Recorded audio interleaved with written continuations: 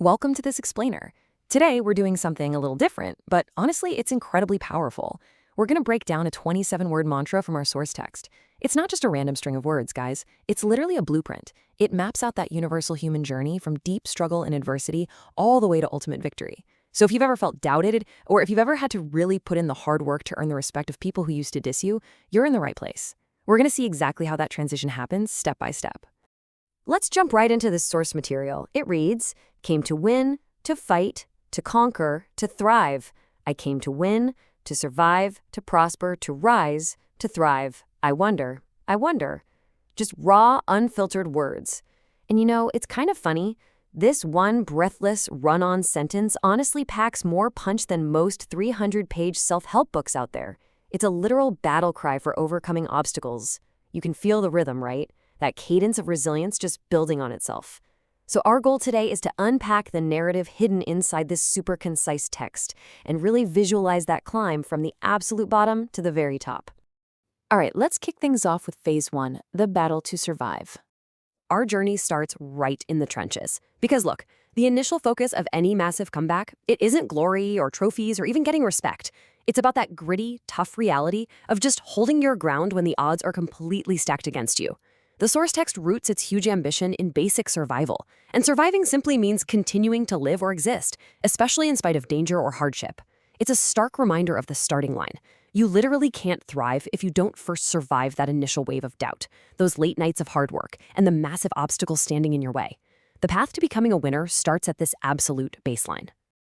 Look what happens when we pull these two specific words together, fight and survive. They immediately set up this defensive posture that you absolutely need when you're at rock bottom. When people are dismissing you, your first instinct can't be to flourish, right? It has to be to fortify. You fight to protect your vision, and you survive the immediate challenges. Sure, it's a gritty, unglamorous phase, but as this text shows us, it is the mandatory foundation for literally everything else that follows. Which brings us right into phase 2, rising and conquering obstacles. Thankfully, the text doesn't let us just hang out in survival mode forever. It forces a very deliberate pivot. You go from playing defense to launching a highly active upward offense fueled by sheer hard work. We can actually map out the exact timeline here. First, phase 1, you fight. That effort buys you phase 2, the ability to survive. But then the momentum totally shifts. You hit phase 3, you rise. You're pulling yourself out of the mud. And that sets you up perfectly for phase 4, where you conquer. This is the mechanical breakdown of how you actively dismantle the obstacles blocking your path. You're going from merely existing to taking absolute control. Adding the word conquer right next to rise in the text is absolutely monumental. By definition, to conquer is to successfully overcome a problem, a weakness, or an opponent. This shifts the narrative entirely, guys. This is that sweet spot in the journey where you finally start proving the doubters wrong. You're not just weathering the storm anymore, you are actively defeating those barriers, silencing the naysayers, and crushing the internal weaknesses that used to hold you back. You are officially claiming your territory. Now for phase 3, the transition to winning. Okay, here is the ultimate tipping point of the mantra. This is where all that struggle, the fighting, the surviving, the conquering, it all finally starts yielding undeniable results. By comparing these two distinct sets of words from our text, we can really see this monumental psychological shift. On one side, we have the survival state, fight and survive. It's heavy, it's grounded. But then look at the other side, the winner state, win, prosper, and thrive. It's expansive, it's abundant. This captures that exact, incredible moment you transition from fighting for your life to the reality of becoming an undisputed winner, commanding the respect of anyone who ever overlooked you. And you absolutely can't ignore the deliberate repetition here. Came to win, I came to win. It's like the rhythmic drumbeat of this whole explainer. When the obstacles you're facing are massive, repeating this internal mantra just reinforces that relentless focus you need to reach the top. It's a bold statement of undeniable purpose. You didn't just show up to participate, right? You came to win. Moving on to phase 4, prospering and thriving. Now we're really elevating the energy. We're moving way past just winning a single battle or getting over one obstacle. We're entering the realm of long-term flourishing. The absolute climax of this upward trajectory is represented by the words prosper and thrive.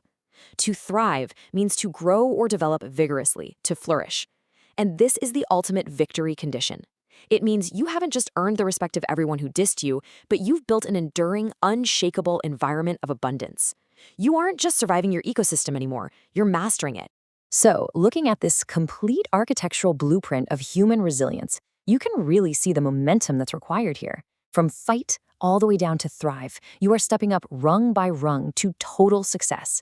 It's honestly a masterclass in momentum. Every single word here is a necessary action, a required phase of hard work and belief that propels you to the next level. It proves that true triumph isn't just a stroke of luck, it's a highly systematic process. And finally, Phase 5, a state of wonder. This is where things get super interesting. Because after this intense, escalating climb from the trenches up to the absolute peak, the source material does something truly fascinating. There's this sudden, almost jarring shift in tone at the end. I wonder, I wonder. Think about it. The fighting is over. Survival is secured. The conquering is finished. And the thriving has begun. And in that quiet space that follows ultimate victory, the conqueror is left completely alone with their thoughts. All the loud, chaotic noise of the struggle is just replaced by the quiet echo of introspection. To wrap up this explainer, I want to leave you with a pretty provocative thought derived straight from those final words. After you've put in the grueling hard work, after you've fought, survived, conquered, and thrived, what is actually left to wonder about? What happens to the mind of a true winner once the ultimate victory is locked in and that respect is finally earned? Do you look back at the dark valley you just climbed out of? Or are you already wondering about your next mountain? Keep that question in the back of your mind as you navigate your own journey from surviving to thriving.